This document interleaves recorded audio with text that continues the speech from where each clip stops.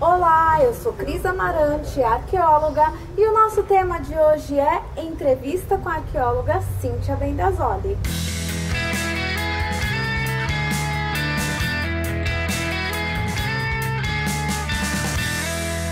É uma grande emoção para nós no canal, porque eu sempre friso o termo arqueólogos e arqueólogas, porque as pessoas sempre pensam no arqueólogo homem e não na arqueóloga mulher. E hoje nós estamos aqui, é a primeira arqueóloga mulher que eu entrevisto para o canal, e a Cíntia vai contar um pouquinho da experiência dela para nós.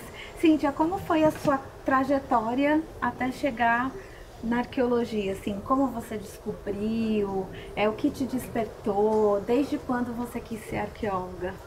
Cris, na realidade desde pequenininha.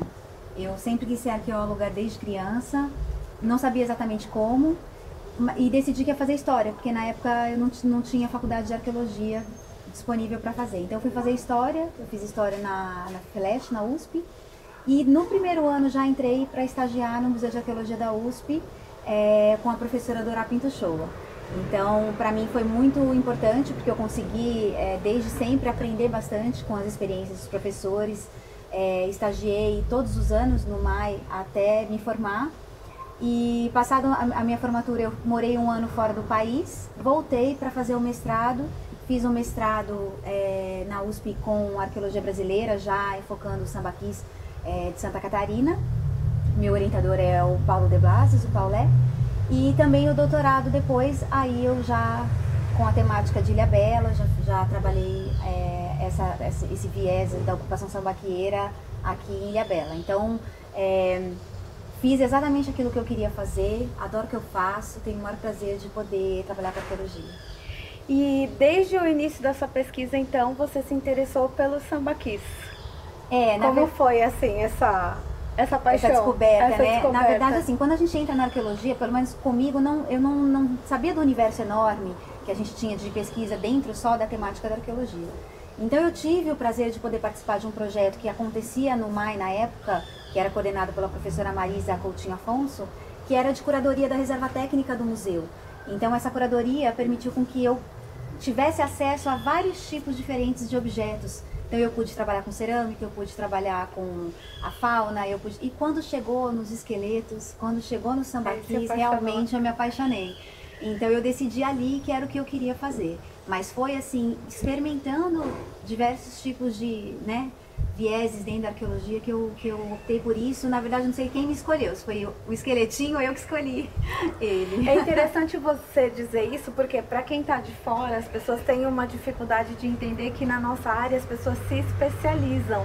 Então, às vezes, quando eu fiz o vídeo de sambaqui no meu canal, eu falei, eu não sou especialista de sambaqui, então agora eu tenho um especialista, embora a gente tenha noções, né? É como na área médica, na verdade, né? A gente tem... a gente faz arqueologia, mas tem a sua especialidade, né? A medicina também é assim, em várias áreas. E quem está de fora não tem muito essa noção e, na verdade, talvez mesmo nós, quando entramos dentro dessa área.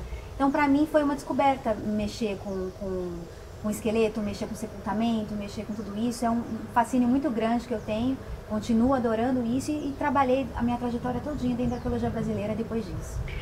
O que é muito legal também, quando as pessoas perguntam pra gente o que vocês tanto têm pra estudar na arqueologia brasileira, né? Nossa, muita coisa, tá vendo, gente? É muita coisa. Outra coisa que eu vou te perguntar é que na sua trajetória profissional, você caminhou em alguns órgãos, inclusive órgãos públicos. Você trabalhou no IPHAN, que é o Instituto do Patrimônio Histórico e Artístico Nacional, e tem uma experiência aí. Conta pra nós um pouquinho do que faz o arqueólogo no IPHAN e o que pra sua vida você trouxe de experiência por ter trabalhado no IPHAN. Olha, eu vou dizer pra você que pra mim foi uma surpresa bem positiva, assim, né? Quando a gente não está no IPHAN, a gente tem uma ideia de IPHAN, e quando a gente está dentro dele, a gente tem outra completamente diferente. O IPHAN é um órgão de gestão dos sítios, né? Ele trabalha desde o licenciamento ambiental até a gestão do sítio em si. Tem sítio que é tombado, tem pesquisas acontecendo que são de cunho acadêmico. Tudo isso vai parar nas mãos dos técnicos do IPHAN que vão estudar esses processos, né? Então ele vira uma arqueologia processual, que a gente brinca lá, né? Mas é meramente porque se torna um processo administrativo que nós temos que gerir. Então a minha experiência no IPHAN foi extremamente positiva. Eu aprendi muito a enxergar a arqueologia pelo viés burocrático, digamos assim, mas necessário para a arqueologia, porque existe uma série de regras e leis que têm que ser cumpridas, né? A gente tem que atender à legislação vigente. Essa legislação sofreu modificações nos últimos anos bastante importantes, principalmente no âmbito do licenciamento ambiental. E positivas, Positivas. Né? Então, o arqueólogo, eu que sempre trabalhei com arqueologia acadêmica, né? Sempre estive nos campos acadêmicos, de repente estava lá trabalhando com uma série de outras questões de licenciamento ambiental para o desenvolvimento do Estado, né? Eu trabalhei no IPHAN São Paulo. Então, assim, foi muito bom para mim. Eu acho que essa bagagem que eu trouxe de lá me ajuda muito agora no meu atual trabalho, mesmo porque você desenvolve uma visão muito grande de tudo que está acontecendo no Estado. Você consegue saber o que cada um está fazendo, como que seu trabalho pode se encaminhar, quais as áreas em que as pessoas não estão atuando, até para que a gente consiga, de repente, ajudar no fomento disso. As áreas que você fala, as áreas geográficas do estado de São Paulo. E mesmo de pesquisas. Então, Entendi. Às vezes, as temáticas acabam se repetindo muitas vezes dentro das pesquisas. Então, no IPHAN a gente tem essa visão. Como tudo chega às mãos dos técnicos, então a gente consegue ter essa visão. Então, foi muito positivo. Eu acho que, assim, aprender a trabalhar com um órgão, né, de gestão e de fiscalização, inclusive, de uma maneira positiva. Hoje em dia, você saber que você vai atender aquilo por uma necessidade da legislação, mas também por um bem comum, né? Regrando o trabalho arqueológico e os arqueólogos ajudando o órgão nesse caminho, a arqueologia se desenvolve de uma maneira até rápida e eficiente, tanto numa área acadêmica quanto numa área de licenciamento ambiental. Então, O que também é arqueologia pública, né, Cíntia? Porque as pessoas ligam muito a arqueologia pública com a educação só, não é. Mas a questão da gestão do patrimônio, né, desse patrimônio que é um bem comum, um bem das pessoas. E do retorno para o município. Então, às vezes, você tem um projeto que está sendo desenvolvido no município, que é muito importante para o município, apesar de ser um projetinho pequeno. E o IPHAN consegue ter essa sensibilidade de ver que, apesar de não faz parte exatamente de um projeto temático gigante, ou a equipe não é enorme, mas para o município o resultado vai ser extremamente importante. É uma oportunidade das pessoas do município conhecerem o patrimônio arqueológico que está perto delas. E que pertence a elas, né? Então, a questão do pertencimento também. O IPHAN trabalha isso. Então, visita os municípios, orienta a gestão, a prefeitura, ou a área administrativa do município, mas também trabalha com a população. Então, como fazer com que essa população atue junto ao IPHAN, que isso se apropriar daquilo que é deles em termos de sítios, em termos de patrimônio, mas também se apropriar do direito. O direito de cobrar, o direito de encaminhar pedidos de, por exemplo, tombamento, ou o direito de denunciar aquilo que ele está vendo que não está legal. Então, quando a população incorpora isso, deixa de estar só na mão do arqueólogo a defesa do patrimônio. Eles passam a ser agentes também. Exatamente, é muito legal. Agora, hoje em dia, com a tua experiência toda, você está no município de Ilhabela, né, trabalhando com gestão cultural, mas também dentro da gestão cultural com os sítios arqueológicos de Ilhabela. Então, conta para nós sobre a diversidade arqueológica que tem em Ilhabela, que eu acho que as pessoas não têm muito um conhecimento a respeito disso, né? E até eu mesma, embora tenha lido o seu blog e tenha lido uma série de materiais antes de vir gravar os vídeos, mas quando eu cheguei aqui, eu fiquei mais surpresa ainda.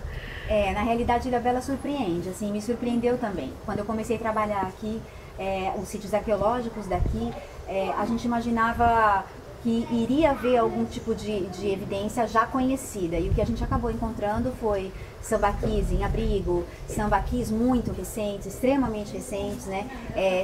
Índios Gs, que também o litoral paulista é conhecido pela presença tupi, aqui a gente tem G. Então, assim, uma quantidade enorme de sítios históricos, né, que são fazendas, engenhos, capelas, armações de baleia. Então, a gente tem os naufrágios, que são históricos, os submersos. Então, assim, a gente tem uma diversidade muito grande de sítios, uma quantidade muito grande de sítios num espaço relativamente pequeno, uma ilha, né? Então, como fazer com esse patrimônio, como gerir esse patrimônio dentro de uma área turística, né, de grande visitação, que recebe navios de cruzeiro e tal, e transformar isso em mais um atrativo turístico, mais um atrativo cultural, mais somar positivamente esse patrimônio dentro de uma beleza que já é reconhecida, né? Então foi bastante surpreendente evidenciar a riqueza arqueológica daqui, já que já é um lugar de grande riqueza cultural, né, de ocupação antiga, mas para a gente tem sido uma experiência bastante interessante gerir tudo isso, e está dando certo. Agora, Cíntia, outra coisa que me chamou a atenção no seu trabalho, que eu vejo como muito positivo, você já tem uma atuação na ilha há alguns anos, desde o seu doutorado, e tem um contato com as comunidades muito grande. E o seu trabalho fez com que as comunidades de Ilhabela percebessem o que elas têm tão perto delas de patrimônio arqueológico. Então conta pra gente, assim, alguma história que você lembrar, ou no geral, assim, que as pessoas te param na rua hoje em dia, ou algum lugar que tinha uma visão equivocada a respeito de algum assunto, e o que as pessoas acham sobre esse assunto hoje. Olha, tem várias histórias, assim, uma das que eu acho muito importante, que não é nem nas comunidades, a gente tem outras das comunidades, mas uma que é muito importante foi a questão do centro histórico, né? Ilhabela, ao contrário de Paraty, São Sebastião, que são cidades que têm esse centro histórico já bem definido, ela tratava a parte do centro histórico dela como vila, que é o nome do bairro, né? Então, onde você vai? Na vila. O que tem? Onde estão os canhões? Na vila. Mas o que é a vila, né? Então, recuperamos essa história da formação de Vila Bela da Princesa, que é o nome original de Ilhabela, como ela se formou, onde ela se formou, que casas foram construídas, o que funcionava em cada lugar, onde foi instalada a bateria de canhões, onde não foi, quem foi o responsável por isso, quem não foi.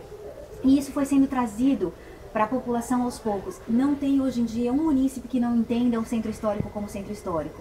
Então, as pousadas hoje em dia estão localizadas no centro histórico, os shows acontecem no centro histórico, então isso é muito interessante, né? E nas comunidades, paralelamente, que ajudaram muito nas pesquisas, né? Os caiçaras de comunidades tradicionais acompanharam a gente nos sítios, acompanharam a gente em campo.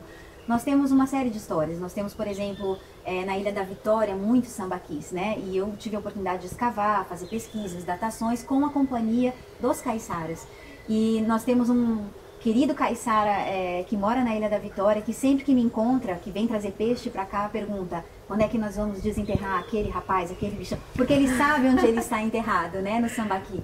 Então pergunta. Outra vez eu tive numa peixaria e o caiçara também de comunidade de Búzios se apresentou dizendo assim que a próxima vez que eu for pesquisar, ele que quer ir junto, porque foi ele que descobriu o sítio primeiro. Então, assim, de uma situação onde eles não conheciam exatamente o seu próprio patrimônio, passar a se apropriar dessa maneira do patrimônio, pra gente é o que a gente quer. É isso a arqueologia pública, né? A arqueologia retornando para a população de uma maneira mais positiva possível, participativa, né? Incorporando todo mundo, desde a gestão administrativa até as comunidades isoladas. Cíntia, a gente te agradece muito pela entrevista, que eu já gostei, espero que vocês também tenham gostado de verdade, eu vou falar isso de novo. E você que ainda não conhece Ilhabela, venha visitar, porque as pessoas conhecem a ilha pelas suas belezas naturais, pelas praias, é cartão postal do Brasil, é uma das palavras mais procuradas no Google, um dos destinos mais procurados, inclusive por estrangeiros.